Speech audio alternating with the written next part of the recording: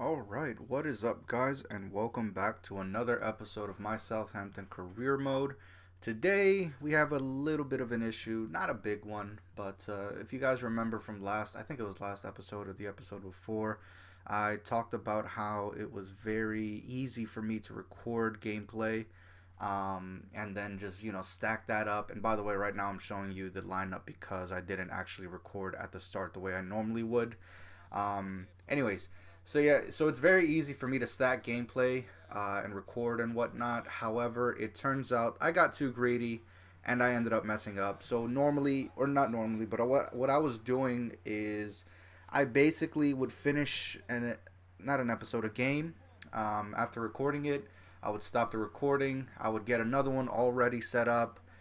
So basically, just continue playing and start recording at the same time before the game actually finished rendering or being exported into the folder from the Elgato software.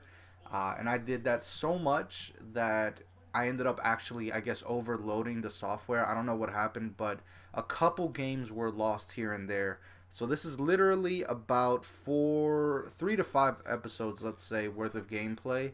Um, I really, I don't know. I don't know. I think about two, three, I think a max of four actual matches were lost in terms of their recordings. So what I'm gonna do here is pretty much just take you guys through the ones that I do have. I'm gonna put all, again, 3 to 5 episodes worth of gameplay into this one episode, commentate over it, do whatever it is that I need to do. This game, really quick before I finish what I was saying, Gallagher had a field day. You saw at the beginning the team that I was using is not very, I don't know if the term is competitive, but it's not my best team by far. I'm using a lot of reserve and bench players, and Gallagher here really stepped up today. I actually tried my best to try to feed him a hat trick, but it just really wasn't possible. We do just destroy Aston Villa in this first half, though. That much is for sure. Anyway, so yeah, I'm just gonna talk over this gameplay. I'm gonna shorten it as well because otherwise we'd be here for a long time. Very identical goal right there. So what I will be doing for sure is basically just just showing you guys pretty much the highlights. I don't think I'm gonna show you much in terms of halftime stats, end result stats, all this stuff. I don't even think I'm gonna show you guys the team that the team lineup that I have at the start of every game. I'm pretty much just gonna go through it. I'm not gonna show subs. I'm not gonna show any of that really, just because I need this to be as fast as possible. Because otherwise, again, 4 episodes worth, we'd be here a while, and there's no point to doing that. Anyways, 40 minutes in, we're already 2-0 up. You can see here Barco linking up really well with Schaff. Gallagher catching it with a nice little header right there, completely getting the goalkeeper's opposite side of his run. And by the way, I'm just experimenting with celebrations here. I haven't really come up with one that I really enjoy for most of my players. So I'm really just going to keep clicking buttons until I find a celebration that I like. So far, I haven't really found one. Sometimes I really just click whatever. I used to only just hit A and have a player do his default celebration, but that sometimes gets a little bit boring. And I'm just, I kind of want to have something of my own. So I think I am going to try to look for some form of celebration. The gameplay is actually lagging a little bit on my Sony Vegas software. I don't think it's the actual gameplay. It should be fine for you guys, but it does seem to be lagging a little bit here and there. So if that is an issue, I'm sorry. If not, then we're good to go. But yeah, you can see here Barco. I think it's still the first half. Barco with a beautiful shot right there. He's been playing really well this game. In fact, he was playing really well in general in the last couple episodes. Really, really showing him his worth. Even though his stats aren't technically where they need to be, some of them are still pretty low compared to what I really want them to be, especially as my starting right attacking mid. He was, again, supposed to be my center forward, but Milinkovic ended up proving himself a much better candidate for that position. and yeah, it just worked out that way. A little bit of luck right here gives Sparks, who was brought on sometime in the second half, his goal. Makes it 5-0, I think it is. And yeah, we're just cruising past Aston Villa at this point. Whenever a legendary computer team is forced to be on ultra defensive, even after they've been scored on at least 3 times, that pretty much means you have them against the ropes. They're done. Oh, look at that. I guess I am going to show you guys my pregame lineup, huh? Okay, well, whatever. I mean, I already edited this before, so it's not that big of a deal. What kind of team do we have here? I think this is our starting lineup. Yeah, it doesn't look like there's any real changes. Leicester is who we're going to face off against next, it looks like. Again, I don't know what team is which. Well, I mean, I do know because I edited this, but I did that, like, I don't know, 3 days ago or something. So I don't fully remember every single game. I do know that a lot of the Champions League games were lost, though. We played PSG. We played PSV. I don't remember who the third team we had was. I think it was... Who was it? I actually don't even remember. It was that non-important, I guess. But I do remember that this Leicester game was a very, very tight game. They really did not want to move forward. You had people like Slimani, their main striker, who's supposed to be at the top with Ahia Nacho behind him. He was in the box defending. That's the kind of tight game this was. We really couldn't do anything. We managed to break away, and I think here we get ourselves a second, if I'm not mistaken. Some of these goals really just, I don't remember. Barco taking on a guy. I think this is a goal. It has to be, right? Otherwise it wouldn't be a highlight. I just don't remember it. Oh, yes, I do. Yes, I do. So Barco basically returns the favor to Redmond here with a nice little pass. Held the ball up just enough until the defender tried to stick his leg in and released Redmond into clear open space. Nobody in front of him just before the end of the first half. Let's see here. I think he literally just plays with the defender a little bit, waiting for Redmond to pick up some speed. And Redmond, a clean little finish. A lot of, very reminiscent of the majority of his goals from last season.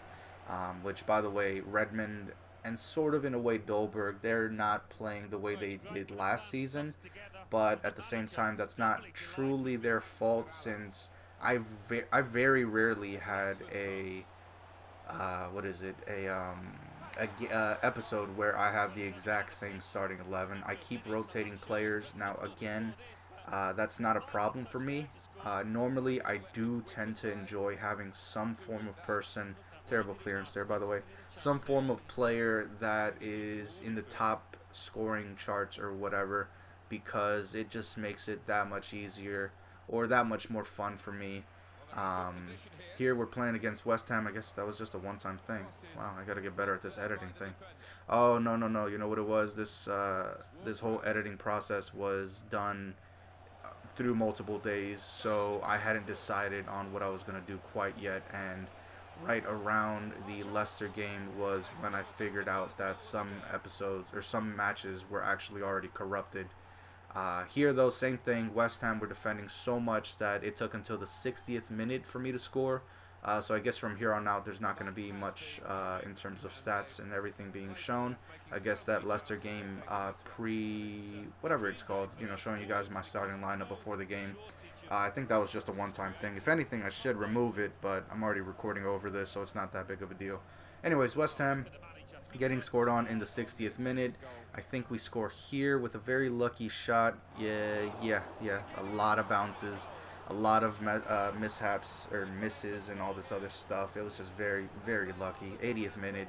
It took 60 minutes for the first goal and then 20 minutes from there. That's just how West Ham were playing. I mean, there was really no getting around it. Thank God Van Dijk ducked right there. Otherwise, he definitely would have been offside, and he definitely would have caused that not to go in. Guerrero, though, right place, right time after a bunch of bounces. And now we move on to a game against Arsenal. 15 minutes in, we're going to cross this in. Actually, no, that's not us. That's Arsenal scoring against us, yeah. Kolasinac somehow manages to head that home. I was genuinely confused at this because I think Arsenal were playing well, don't get me wrong. However, this just felt like it came out of nowhere. I am pretty confident in the physicality of my team.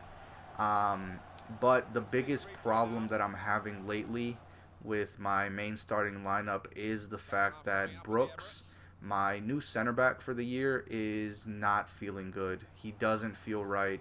His marking seems to be lazy. This is right off kickoff, I think, too. Yeah, Dolberg gives us the equalizer. Anyways, yeah, Brooks feels terrible. He really does. His marking is terrible.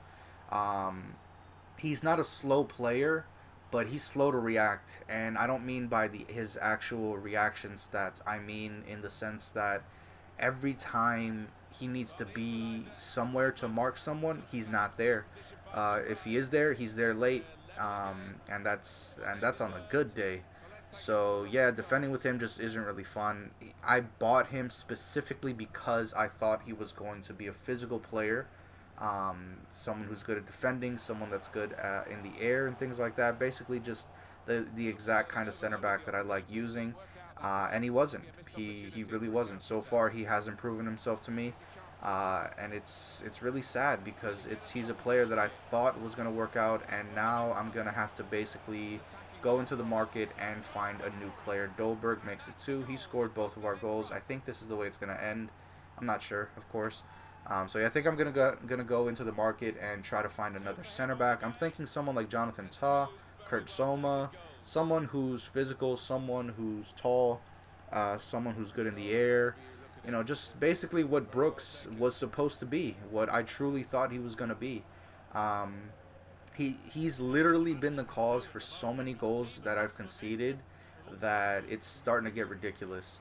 Um, it's really to the point where I want to just start Mamana, the other, I guess, my reserve center back, over him most games, and I have actually been starting him over Brooks in most games, and it's really just because I don't trust Brooks. He doesn't work, and yeah, Milinkovic is actually going to make it 3-1 here. I thought this game ended 2-1, or with just a 1 goal difference. So if that's the case, Arsenal's probably going to score here. But again, just messing around with celebrations, just clicking buttons, trying to find something new. In reality, I really should just go look at the celebration list and then pick from there. But I think this is a little bit more fun, and I'm also just lazy. So anyways, Arsenal, they were playing well. They were playing defensive, complete counter-attacking football is what they were doing. Even though they normally want to play possessive, they really didn't want to here. Wow, does this game really end 4-1? And this is still lagging. I really hope it's just the software, not the actual video. Yeah, I guess this game is going to end 4-1. It's up to the 82nd minute. Yeah, anyways, same thing as always. Whenever a team ends up being very defensive, they will push forward once you score maybe 2 or 3 goals. Not a little bit of luck on this goal as well. This episode really does feel super long. It should be done by now. But this is actually, I think, episode 3 that this was a part of. Manchester United up next. I'm pretty sure there was a Champions League game somewhere here. Another bit of luck. Yep, right over De Gea. Van Dijk. That's two for 2, I guess. 17 minutes in. I don't really remember this game that well. I will say that, of course, United were a difficult side. Actually, no, I think I do remember a little bit. I remember De Gea being super annoying. I mean, you see right there, that's a massive save he did, and he's just very unlucky to not be able to reach that right there. This is a very lucky goal, I gotta say. Right over De Gea's head. Very unlucky for De Gea. He's been fantastic in this game, if I do remember correctly. I'd be pissed off too, Mourinho. I really would. What happens here? Is that it? No. Still Manchester United. I think we get scored on here. Matic finds Lingard over to Mkhitaryan, who's still at United because this is a very old save, so of course he's not at Arsenal. And Rashford makes it 1-1. So you can see right there, 92% passing for us. We were doing well. 91 for Manchester United as well. 27 minutes in. It's not a bad game, honestly. For the neutral, this could be really fun. But I think I was really not okay with this goal just because it I think was completely against the flow of play. I don't see myself conceding that much, but again, Brooks is just not where he needs to be. Right here, there's not too much I could have done. Oh wow, I'm blaming Brooks and he's not even on the field. I think that was Mamana. He's my scapegoat at this point, I guess. Anyways, 80th minute. I think we would have made our changes by now, right? Yeah, I think that's Sepulveda, Gallagher. Yeah, we made our changes by now. Among finding Mamana. Yeah, I do remember this. Mamana actually saved this game for us. He makes it 2-1. And if I'm not mistaken, the next goal is actually going to be in the 90th minute. But yeah, Mamana right here was a huge hero. Was on all-out attack, high press, team press, all that. Really just trying to find anybody forward, and we do. Mong was brought on, Gallagher was brought on, I think, and who was the other one? I think Sepulveda was brought on, or somebody, I don't know. I was really just looking for any kind of impact sub, but the guy that ends up scoring is actually Mamana, who I do see as a very good candidate for a defensive mid role. He's got really good passing, like really good passing. I think his short pass is is at like 88 or something. I don't know. He just has the qualities of a defensive mid. Maybe not the most technical one, but definitely a sort of supplier type player. Gallagher going to go near post here, puts it away. 3-1. That completely secures our victory, and it's the 86th minute, not the 90th. Okay. I was very happy with this victory because United, of course, were very defensive. I could not break them down. Again, De Gea was fantastic. So, of course, for me to be able to win, even after conceding that goal, was a great feeling. It always is. And Gallagher is actually doing really, really well. If I'm not mistaken, currently, he's maybe about, I think, either the top goal scorer or the second highest, something like that. Here, this is our second game against PSG. This is where the episode ends. I'm going to sim this because we haven't lost a single game in the Champions League group stage, so there's no point in continuing this. There's no way for me to not progress, and I really just don't want to deal with the Champions League when it's these kinds of teams. I don't care about losses. I don't care about draws or anything like that, and that's going to be it. So, as always, thank you so much for watching. Leave me a comment, subscribe if you're new. That Everton game, if you manage to catch it in your eye, that should be for next episode. It should be. I really don't know. And I hope that from here on out, I'm able to record things properly. I changed things up a little bit, changed the settings a little bit to try to help with that. And yeah, hopefully everything else works out fine. Otherwise, we'll be sitting here for another 20 minutes. Going through every single game in, say, 3 or 4 episodes, whatever it was. Anyways, with that, again, thanks. Peace.